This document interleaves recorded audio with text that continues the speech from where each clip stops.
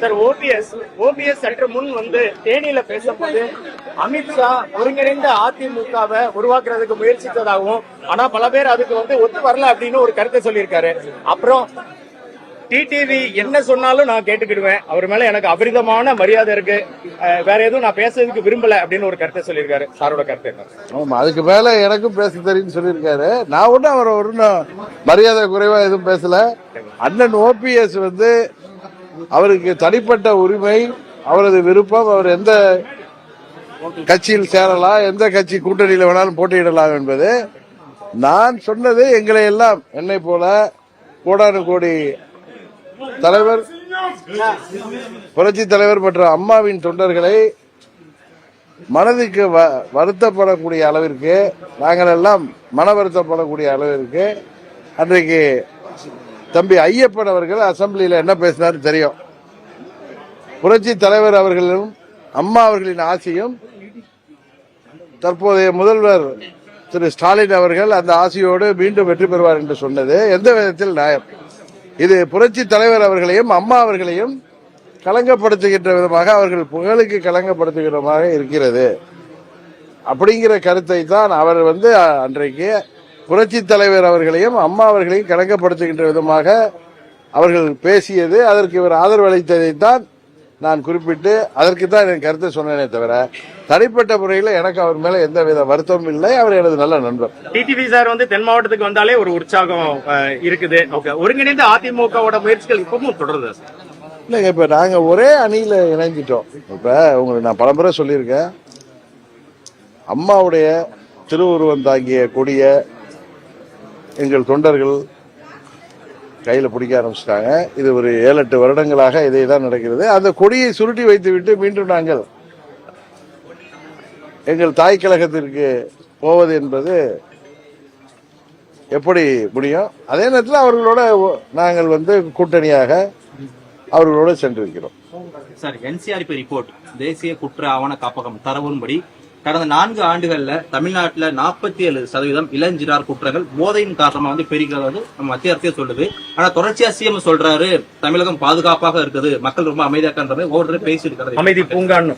இன்னும் நான் சமீபத்தில் கூட நேற்று வரப்ப பார்த்தேன், திருநெல்வேலி மாவட்டத்திலேயே நடந்த கொலைகள், இது போன்ற சமூக விரோத செயல்கள்ல இளஞ்சிறார்களே ஈடுபட்டதாகவும் அந்த இதுல வந்திருக்கு. இன்னும் பள்ளி செல்கிற மாணவர்களே கையில கத்தி அருவாளோடு தூக்கி செல்வது, ஆசிரியர்களை தாக்குவது போன்ற இதுவரை நாம் கேள்விப்படாத நடவடிக்கைகள்லாம் இன்றைக்கு தமிழ்நாட்டில் நடைபெறுகிறதுனா அதுக்கு காரணம் கஞ்சா போன்ற போதை மருந்து புழக்கங்களாக மதிமயங்கி அவர்கள் இது போன்ற செயல்களில் குற்றச் செயல்களில் கொலைகளில் ஈடுபடுவதாகத்தான்.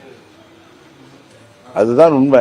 அதை முதல்வரோ அந்த அமைச்சர்களோ முழு பூசணிக்காய சோத்துல மறைக்க மாதிரி மறைத்தாலும் இது தமிழ்நாடு முழுவதும் வெட்ட வெளிச்சமாக இன்றைக்கு கொலை கொள்ளைகள் முன்னெல்லாம் அத்திப்பூத்த மாதிரி பத்திரிகைகள்ல ஊடகங்கள்ல பார்க்கிற நிகழ்வுங்கிறது இப்ப கொலை கொள்ளைங்கிறது இன்றைக்கு சர்வசாதாரணமாயிட்டு, அதுவும் இளைஞர்கள் போதை மருந்துக்கு, மாணவர்கள் உட்பட கஞ்சா போன்ற போதை வஸ்துக்கள்லாம் பள்ளி கூடங்களிலேயே புழக்கம் இருப்பதெல்லாம் உண்மையே வேதனைக்கு உரியது.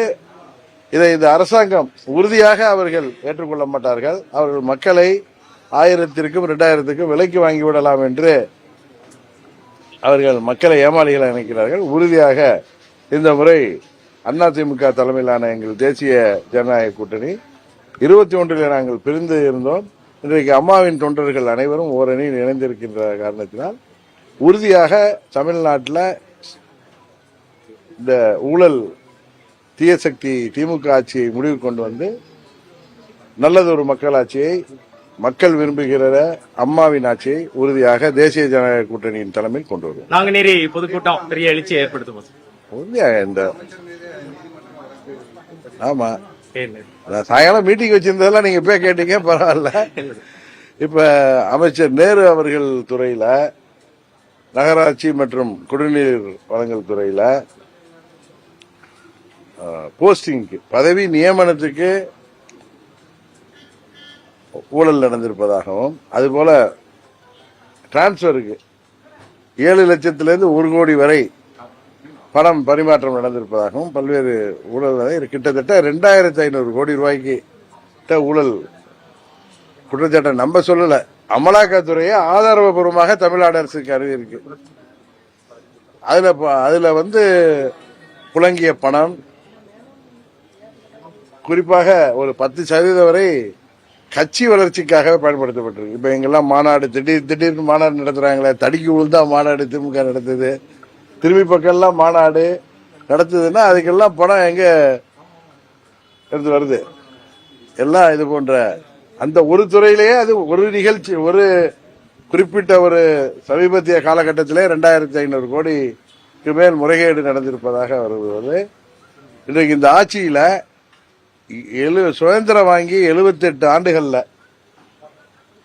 நடந்த ஆட்சிகள் எல்லாம் கடந்த அண்ணன் எடப்பாடி அவர்கள் ஆட்சி வரை 4.5 லட்சம் கோடி தான் கடன் தமிழ்நாட்டுக்கு இருந்துச்சு. இன்றைக்கு இந்த 5 ஆண்டுகளுக்குள்ளார கிட்டத்தட்ட 5 லட்சம் கோடிக்கு மேல் கடன் வாங்கி அவர்களுடைய இடைக்கால நிதிநிலை அறிக்கையிலேயே 10.71 லட்சம் கோடி கடன் 27 இருக்க போவதாக அவர்களே அதுக்கு புள்ளி விவரங்களை கொடுத்திருக்காங்க. 5 லட்சம் கோடிக்கு மேல் கடன் வாங்கியிருக்கு இந்த ஆட்சி. அந்த பணம் எல்லாம் மக்களுக்கு சென்றதா, எங்கு சென்றது என்பதுதான் இன்றைக்கு கேள்வி. பல ஆயிரம் கோடிக்கு மேல் அதுக்கு வட்டி கட்டுகின்ற மக்கள் வரி பணத்தை இந்த அரசாங்கம் எப்படியெல்லாம் பாலடித்திருக்கிறார்கள் என்பதை மக்கள் புரிந்து வச்சிருக்கிறார்கள். இன்னைக்கு ஓட்டுக்கு பாராளுமன்ற தேர்தலப்ப 500, 1000 என்று கொடுத்தார்கள். அதெல்லாம் எங்க இருந்து கொடுத்தாங்க? இப்பொழுது இந்த அசம்பிளிக்கு சட்டமன்ற பொதுத் தேர்தலில் தமிழ்நாடு முழுவதும் ஏழை எளிய மக்களை 1000த்திற்கும் 2000த்திற்கும் 3000த்திற்கும் விலைக்கு வாங்கலாம் என்று அவர்கள் இருமாப்போடு இருப்பது, அந்த பணம் என்ன பணம் என்பது எல்லோருக்கும் தெரியும். அதனால இந்த முறை திமுக ஆட்சி உறுதியாக முடிவுக்கு கொண்டு வரப்படும். அது தேசிய ஜனநாயக கூட்டணியின் ஆட்சி, அனைத்து இந்திய அண்ணா திராவிட முன்னேற்ற கழகத்தின் தலைமையில் தமிழ்நாட்டு மக்கள் உருவாக்குவார்கள். நன்றி சார். Thank you sir. ஈவினிங் பார்க்கலாம்.